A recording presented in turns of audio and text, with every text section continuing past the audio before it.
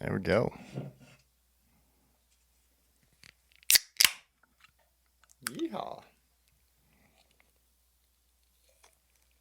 Woo! That's good beer. All right, we are back. Just kind of randomly decided to do this. Obviously, meant to do this a while ago. And just haven't found the time to do it. It's been busy. But we're back. We're going to shoot a quick pod here. Don't know where it's going to go. I got a few things to talk about, and we'll see from there. First thing we'll talk about today is our sponsor, Anyone Field Spray. Jake and Ashley Wallingford. They got the best field spray on the market. If you're, we're at that time of year now where people are starting to gear up a little bit, getting stuff ready for the season. We still got, about a month till people really, really get after it. Today's July 15th. So I'd say we got, 2-3 weeks when people are really starting to gear up.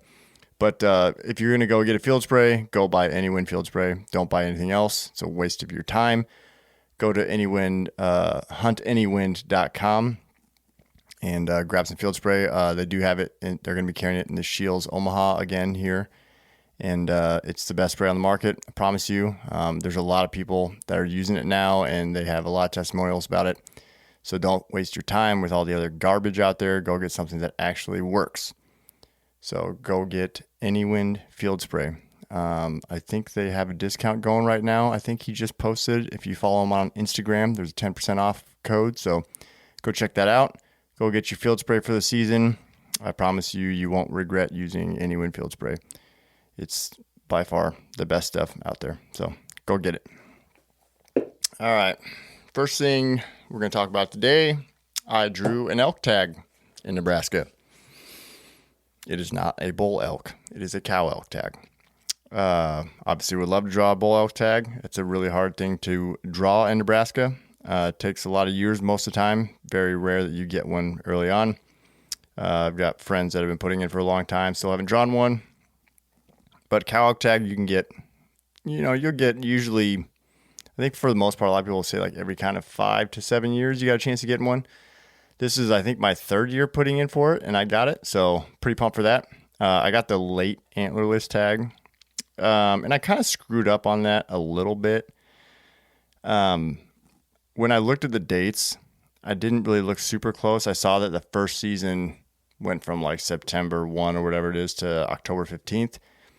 And I kind of assumed the second season started October 16th for some stupid reason. I don't know why. I just wasn't paying attention, and then went for however long. In my job that I work, about October 15th is basically kind of around the end of our season. So I was thinking, okay, well, season will end, and then I'll, go kill an elk. Well, the late season tag doesn't start till November 1st. So I got to wait till November 1st, which is definitely far kind of after the end of the rut for elk. So I'm still confident that I'll get one. I already talked to the one outfitter that I already planned on going through. And when I went with Jake last time, when he drew a cow elk tag, we killed one pretty easily, but I was obviously in October. So, but this guy knows what he's doing. Very experienced outfitter. So I'm not worried about it. I'm planning on just using a rifle. I'm not going to try and kill with a bow. I'd love to kill with a bow, but just from the experience of last time, it's really hard to get close to a cow elk when they're all herded up like that. So just going to kill with a rifle. I really just want to get one, get the meat. I'm super pumped for that. So very excited to draw that tag. And yeah, it's going to be fun. I'm excited to do that. I'll be up in far northwest Nebraska, essentially, which is where the elk are really. You got to go for the most part. I mean, there's a couple areas out west, central and north, and maybe even a little south, but northwest is your best bet. So I put in for the unit that I knew I had 2 outfitters out there I could talk to. So that's what I did. Got the tag. Pretty pumped for that. It's going to be fun. I'm excited. Trying to decide whether I'm going to take any of my kids or not. Might be more hassle than it's worth. I don't know. I'll figure that out when I get a little closer and talk to the outfitter. I think they're going to probably go up with me. My wife and kids, I think, are going to go with. And stay at the hotel for sure. Hang out. There's a really nice hotel up there, and with a pool and stuff. And we'll go hang out and have fun. And hopefully I can go kill one pretty easily. We'll see. With the rifle, you don't have to get that close. Like I'm pretty confident I can kill one at 200 yards pretty easily. I've shot deer at farther than that. So not that I'm, trying to brag or anything like that with my Sitka hat. I just got this brand new Sitka hat, so I'm a freaking badass. But yeah, no. I kind of feel like a douche wearing this brand new hat. But, is what it is. They make cool stuff. I like their stuff. But yeah, pretty pumped for that. It's going to be fun. Go kill a cow elk, hopefully. And that's the first thing I've really drawn besides deer, or first thing I've tried to kill besides deer, really besides like just birds and stuff. So it's going to be fun. Excited for that. I did draw. So there's a couple things I guess to talk about here. I drew the MDCA tag, which is the mule deer conservation area, because the area that we hunt for whitetail and mule deer, out southwestern Nebraska, it is an MDCA unit. So you have to draw a tag to get a mule deer tag. Now, if you're a resident in Nebraska, you can get a statewide archery tag, and you can still kill mule deer anywhere. But I try and get this one mule deer conservation area tag because it's a season's choice tag. So it's good for bow, rifle, and muzzleloader. So that's why I always tried to get it, especially because I now I'm at the point where I take my kids out for rifle, which is a blast. It's my favorite thing to do. So I always like to have that option of, if I have the chance to kill one with a bow before rifle, find a nice mule deer and kill it, then I'll do that. But otherwise, if I'm out for rifle and all of a sudden this great mule deer walks in front of me, if I don't have that mule deer tag, then I'm like, oh crap. So that's why I put in for that. I did happen to draw that this year too, which is cool. This is my second year in a row getting it. Well, so last year I did not draw the tag. I was unsuccessful, but then somebody obviously had drawn it and then didn't pay for their tag, because you have to pay for your tag by a certain date. Otherwise it goes back into a redraw. And so it had gone last year, some tag obviously had not been paid for, and maybe there's multiple, I don't know. And so Game and Parks called me and said, hey, there was a redraw and you won the tag. So I was like, sweet, bought it. Perfect.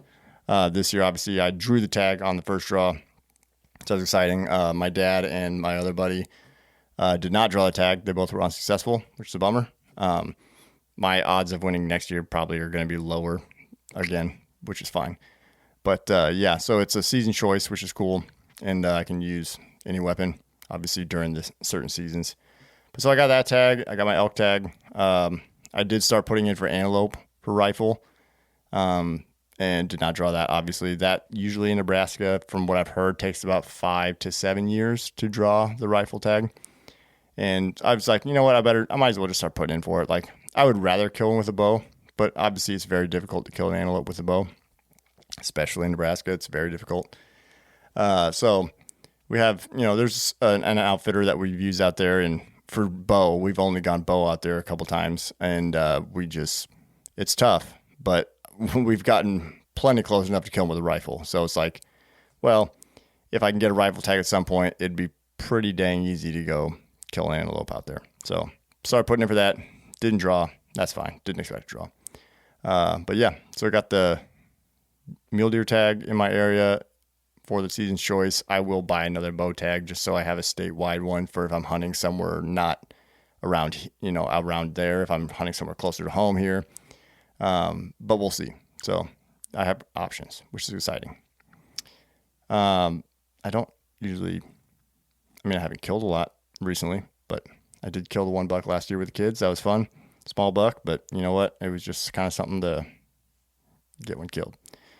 Another thing, I sold my Matthews verdicts to my buddy. He reached out to me the other day. He's like, hey, you still got that? I was like, yeah. He's like, I want to buy it. I was like, cool, perfect. So got that sold to him. Ended up, it needed new strings and cables. So I ended up just being like, hey, I'll pay for the strings and cables. like we'll get it set up and everything. I didn't know they were that bad. When we took it in, all of a sudden, like the servings on like where the stops hit, were unraveling, which I did not ever notice that before, which was weird.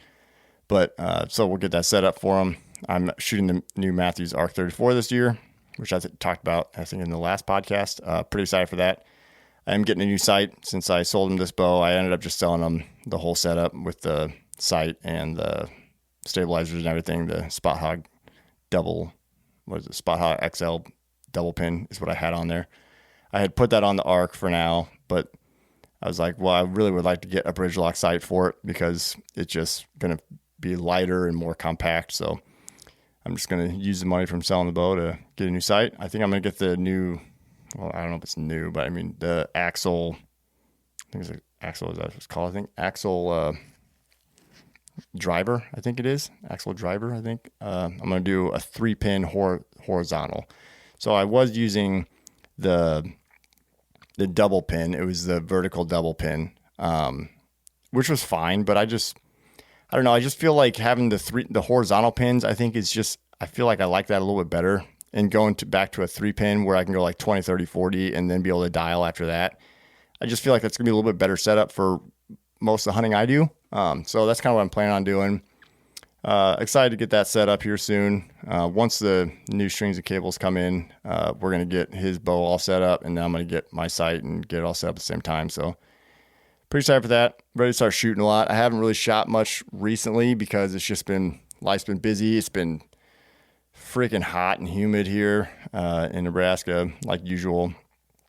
But it's been good.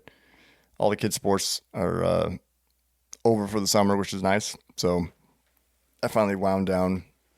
We've been just enjoying. We put out an above ground pool out this year out on the patio, and it's been really nice to get in that, and been golfing a lot, doing that, which has been fun. Feel like golf game's doing pretty good right now. Could be a little better, but I'm still shooting well. So excited about that. About to go on vacation this next week up to Minnesota. Family has cabin up there, so going to be up there for 8 days, and pretty pumped for that. Yeah, there was a couple other things I was going to mention that came up over the past. However, it's been, I don't know. It happened, I think, mostly in early June, maybe May. I don't remember. I noticed Michigan went to a $1 state in the lower peninsula. So I think Upper Peninsula is still $2 state, but Michigan went to $1 in the Lower Peninsula, I believe, if I'm remembering that correctly, which I thought was interesting. I'm sure I haven't looked into all the details and reasons why, but I'm sure they have probably a population issue that they're struggling with. Nebraska was actually talking about that. They had a meeting, I think it was on June 12th, to talk about potentially going to $1 state. I never heard about the meeting, like what happened there. But from what I saw was that they just shelved the idea and said, we're not doing that and probably never doing that, which I thought was interesting because the main purpose for that meeting was to talk about going to $1 state, because there was a lot of talk about it and a lot of things that leading up to it that it kind of seemed like they were really considering it. But it apparently got shelved and pushed aside and decided not to do it. So, I would have been all for it personally, just because I think our age structure of bucks is really bad in Nebraska right now. And that was part of the reason that they were talking about doing it, was because the age structure was bad. So I'd be kind of curious, I guess, to know what the reason to not do it was. I probably should have looked into that a little bit more before I did this, but I just never really heard. A lot of times I see the articles and stuff like that and kind of see what they mentioned, but I haven't seen much about it. I just heard that the idea just kind of got pushed aside, and they're just like, yeah, we're just moving on. So we are not going to a $1 state in Nebraska, which I think is a shame, unfortunately. And everybody's always they go off the data and stuff, which I understand. Like, they show the data of like how many people actually shoot 2 bucks. But if you look at the data of like other states that have done it and how it's restructured their age structure of their bucks, it's made a big difference. Indiana is a prime example of that. They did it a long time ago, and it really changed their age structure a lot and their population. And I mean, that's not the only reason that is going to change the population and the age structure in Nebraska, but I think it would have been a good step because it's something that we haven't done. They've tried doing some other things that I don't really feel like has made a difference at all. And they finally did come out and say that like our population is like half of what it was like 5 years ago, which is really bad. Like it's really low. And I feel like they probably needed to do something a little bit more drastic to make a difference. I think we're going to have another season this year where people are going to be complaining they're not going to be seeing deer. And I'm not saying the $1 state would have gone into effect next year is what it would have done, which is fine. Like I understand because it's later in the season or, in the summer, like to just all of a sudden do it now would have been kind of very harsh, I guess. But yeah, so we're not doing that. But I still think that we're going to struggle here in Nebraska. I don't think population is going to get any better this year. I think there's multiple factors with that. Obviously, you got a lot of predators, which I think are making a big difference.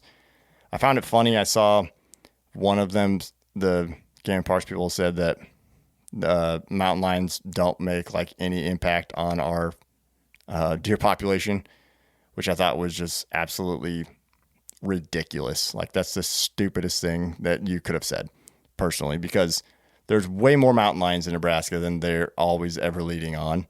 And they'll always tell you, oh no, this is the numbers and stuff, blah, blah, blah. I don't believe them personally. I think just by hunting up in the north, like north central, northwest last year, where I used to hunt forever. I mean, I hunted there a long time.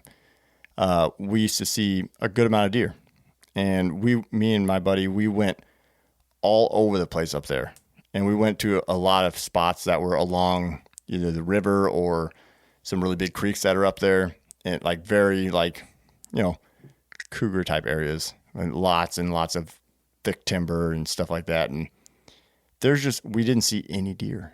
And I'm telling you, I just feel like there's no way that there shouldn't be deer on these properties. Like they're really nice, like really great deer habitat. And the fact that there's no deer on them that just doesn't make sense to me. Like we weren't even bumping deer. I'm not saying like we're sitting there and just, seeing them off in the distance, or like when we're walking around, like, we should have been bumping something, seeing something. So I don't believe them saying that they think mountain lions have a very low impact on deer population. I think that's just absolute bullshit personally. I could be wrong, but and people could have different opinions, but I just think it's a stupid thing to say. I think they have a bigger impact than everybody thinks. Obviously coyotes are an issue. We have a lot of coyotes in Nebraska, and obviously they kill a lot of fawns. So that makes a big impact. Lack of habitat. And that's, I would never say that Nebraska's had the most habitat. Obviously along rivers is going to be really good. We don't have a lot of other, really nice timber besides like mostly on the rivers. But also, anymore, every time I'm driving around places, I just see, farmers ripping out more habitat so they can plant more, which is fine. It's their land, whatever. I mean, I don't agree with it, but I just constantly am seeing, areas I'm like, oh, that was probably a place that held deer, and it's gone. Just gets ripped out. Happened to, obviously, two areas on some properties that we hunted that held deer. They were great little bedding areas, and they got new farmers that bought it completely ripped it all out. So changed the area that we hunt drastically. So that's a big impact on it. No, I just don't see the deer population bouncing back in Nebraska personally. Beside, obviously there's disease that goes around every year. You got coyotes, you got mountain lions, and the lack of habitat and the loss of habitat is just, I don't see it bouncing back personally. It's getting pretty rough, and I don't think it's getting any better anytime soon unless you have good river bottom land on one of the, main rivers. Like we got a lot of rivers in Nebraska, but if you're not on one of the good ones, I think we're pretty screwed on that. Mule deer population is maybe bounced back a little bit over the last year or two, but it's so far down that it's hardly noticeable, in those areas. And if you're not on a great river bottom property, the deer population is pretty bad, and it's not going to get better. So I would say start looking out of state, but a lot of states are starting to limit their tags too, which I don't blame them at all, because Nebraska did the same thing, because everybody just wants to go out of state, and everybody has this grand idea that if I go to this state, I can go do this great hunt because the deer, population there is better, or it's going to be an awesome Western hunt in Western Nebraska, which is not true. Or even Missouri. Like, Missouri has a big population of deer, but they've been getting pounded by out-of-staters for however many years now, and they're starting to have the same issue. Their deer population is struggling. So I know they made a fair amount of changes this year on the out-of-state tags, which they probably needed to, because their out-of-state tags, like, when you bought them, you could get like $2 and 3 turkeys or something like that. I don't remember all the details, but I just remember when I went down there with my buddy a couple years ago, it was like crazy the amount you could get for, buying these tags. So I don't blame them one bit. They have way better habitat in Missouri, I can tell you, than Nebraska. And they do have more deer, but obviously hunting public or, is going to be different. And I don't know everything about Missouri at all. Obviously where we hunted through an outfitter, so we were on private ground. But the habitat down there is much nicer for deer than Nebraska is. I will say that. It's going to be an interesting year. I'm excited. I haven't gotten any trail cameras out, which is a real bummer. Like, me and Teddy really wanted to try and get out there end of June or beginning of July here, and we just haven't had the time. It's just been really hard with work. It's been really busy, and Teddy was gone for a family vacation, a week and a half ago, and then now I'm going on one, and just a lot going on at home, working on house projects, and it's just been tough. So it's really weird not having cameras running right now, because normally we do. And it's like, we're at that point of the year now, like after 4th of July, it's like you see those bucks, like when you see them like early July, they're like just starting to really make like their frame. And then by like the end of this month, they really have their frame. So it's like, man, I really want to get cameras out and see if we can find some deer in the areas that we hunt, whether it's public or private ground that we hunt, and just see what's around. And just getting those deer pictures is just fun. You love seeing those pictures and, seeing what bucks are around, and if you got any big ones. We've had some big ones in the past, and it's just so exciting. Just have no idea right now. So I'm going to try and get out there. Shoot, I mean, it's probably going to be beginning of August now, which is going to be really weird. But get out there and try and get some cameras and just get them running and hope for the best and go into the fall. I mean, I don't know if we'll get a hunt much for early season. We'll see, but it'll be good. I'm excited to start shooting my bow and just get back after hunting season. I've been listening to some hunting podcasts and stuff lately, and it's just been, I'm just ready to get back into deer season. That's where I'm at. Like, my brain is switching every year. Obviously after deer season, my brain I kind of get out of it mentally. And then now, like, I'm ready to get back into it. Like, once you get past July 4th, it's like that's when I always am ready to get back into the deer season. I started looking through trail camera photos the other day, just because I remember we had these 2 or 3 bucks in this one area last year, and they were nice bucks. I would have shot them. Don't get me wrong, but they weren't like giants. But you could tell they were still young. But it's like, okay. So I went back and looked through photos, and I noticed that they all made it through rifle season, and like had pictures of them in December. So I'm assuming they all made it where we hunt. So it got me a little excited, because I'm like, okay, I can't wait to see what these bucks look like this year. Now, this last season, I had like no buck photos in this one area until October. And partially because this area it's not a spot that really holds deer. It's a spot that it'll hold some does. Like, there'll be a few does that kind of hang out there during the summer. The bucks don't usually stay in there. They tend to be somewhere else.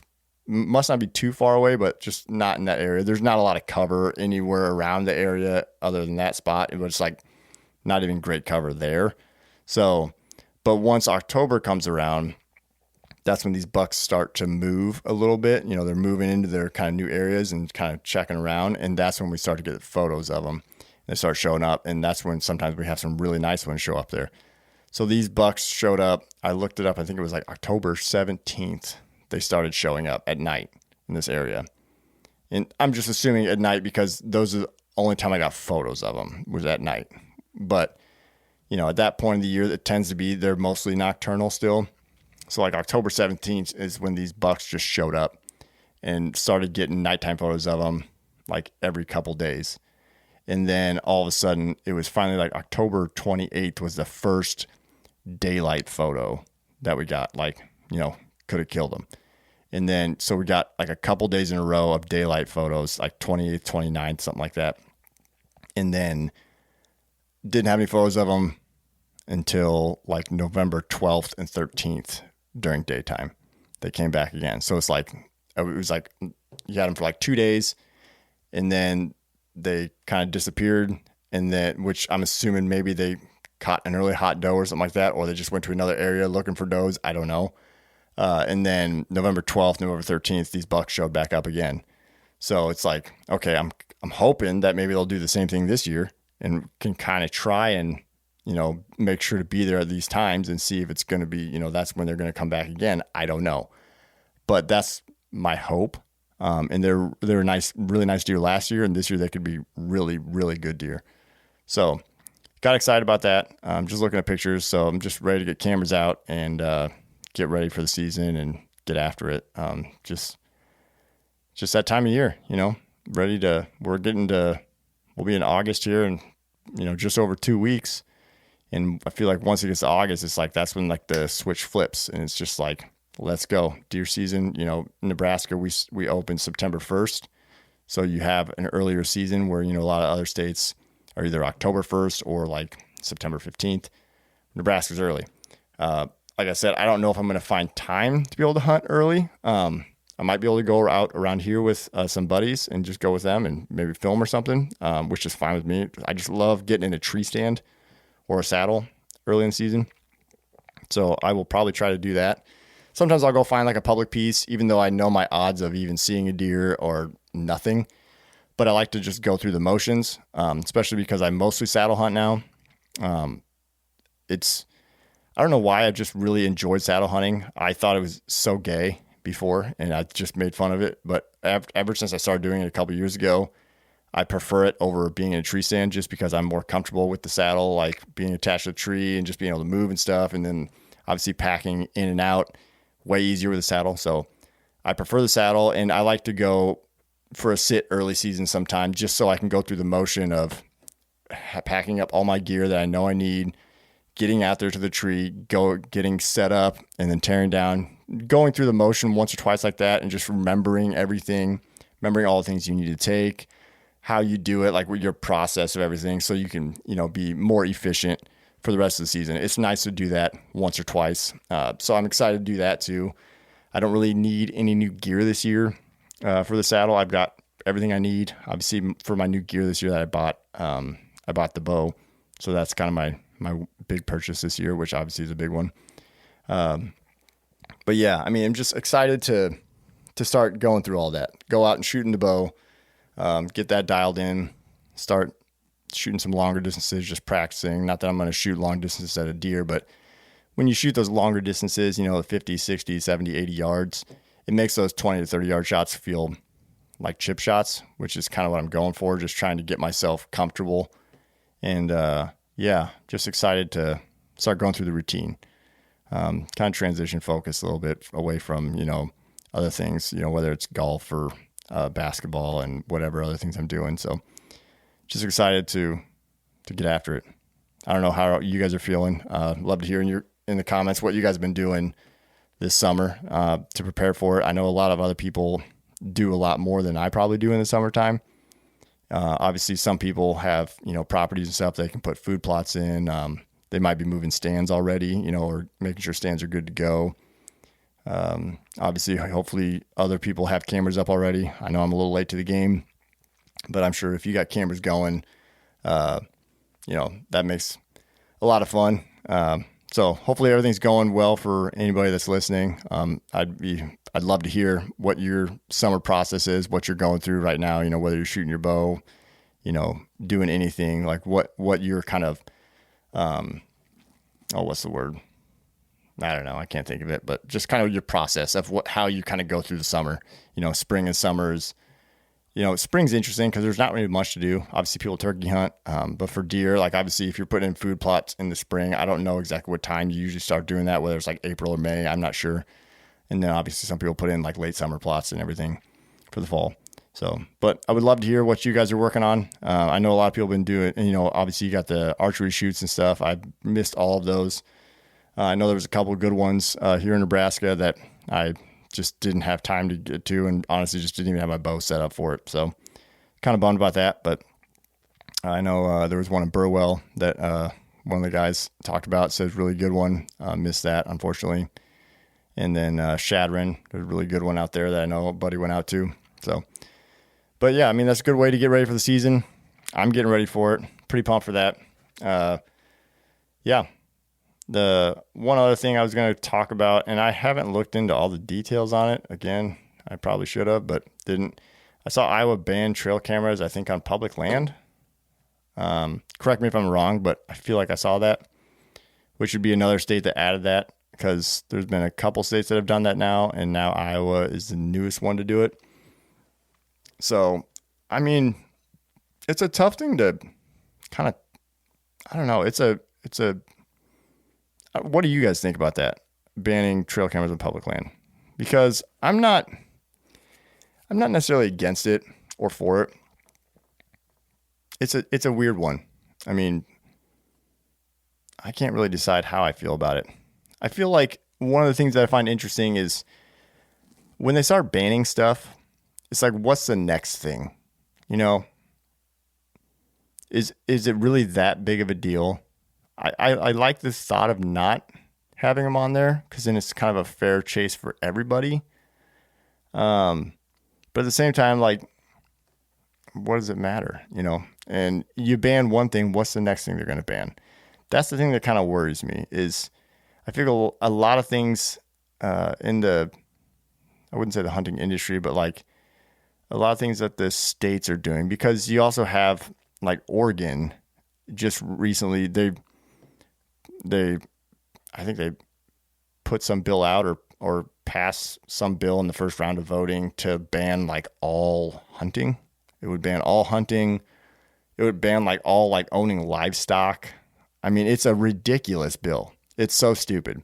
And from what I've heard, it's like it's going to get shot down, or it wouldn't make it through the Supreme Court or whatever. But at the same time, it's the fact that that's even a thing that is happening.